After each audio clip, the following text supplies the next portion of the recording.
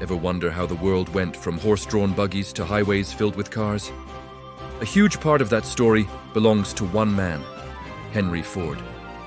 But his journey to success was anything but a straight line. It was a bumpy road, full of failures and setbacks that would have made most people give up. Born on a farm in Michigan, young Henry wasn't interested in crops and fields. He was captivated by anything with gears and moving parts. From a young age, he was known for taking things apart, like his friends' toys, and even his own watch, just to see how they worked. He'd spend hours in his small workshop, tinkering and dreaming. This early fascination with mechanics wasn't just a hobby, it was the spark that would eventually ignite a revolution. He knew his destiny wasn't on the farm, it was in the burgeoning world of machines. So, he left the farm for Detroit, the heart of American industry. His first big venture was the Detroit Automobile Company, founded in 1899. He had big ideas, but there was a problem. Ford was a perfectionist, obsessed with creating the perfect car. While his investors wanted to sell cars and make a profit, Henry was constantly redesigning and improving, which meant very few cars were actually produced. After just a year, the company was dissolved. Failure number one. Did he give up? Not a chance. He immediately started again, forming the Henry Ford Company in 1901, but history repeated itself. His financial backers, led by a man named William Murphy, grew impatient with Ford's slow, methodical approach. They wanted a marketable car, now. The conflict became so intense that Ford was forced out of his own company.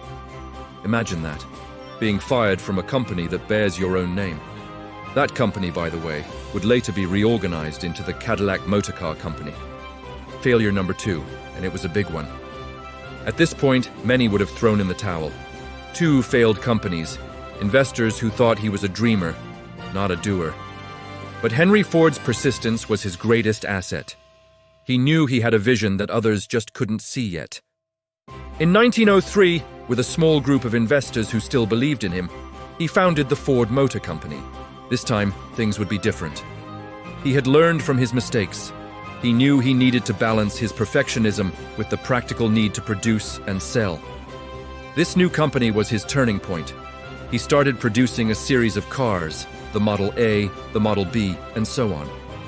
But his ultimate goal remained, to create a car for the great multitude. A car that was affordable, reliable, and easy to repair. In 1908, that dream became a reality with the introduction of the Model T. It was an instant sensation. It was simple, sturdy, and priced so that the average American family could afford one. But how do you build millions of affordable cars? Ford's answer was another stroke of genius: the moving assembly line.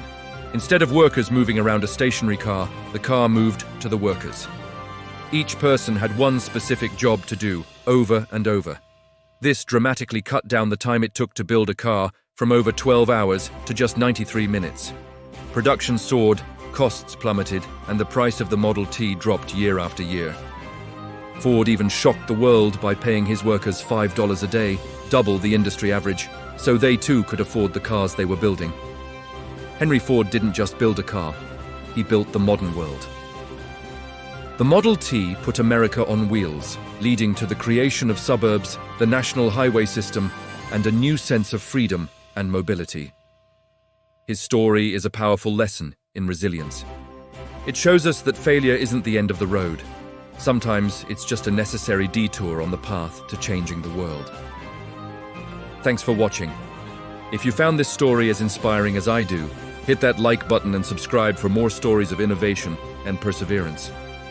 See you next time.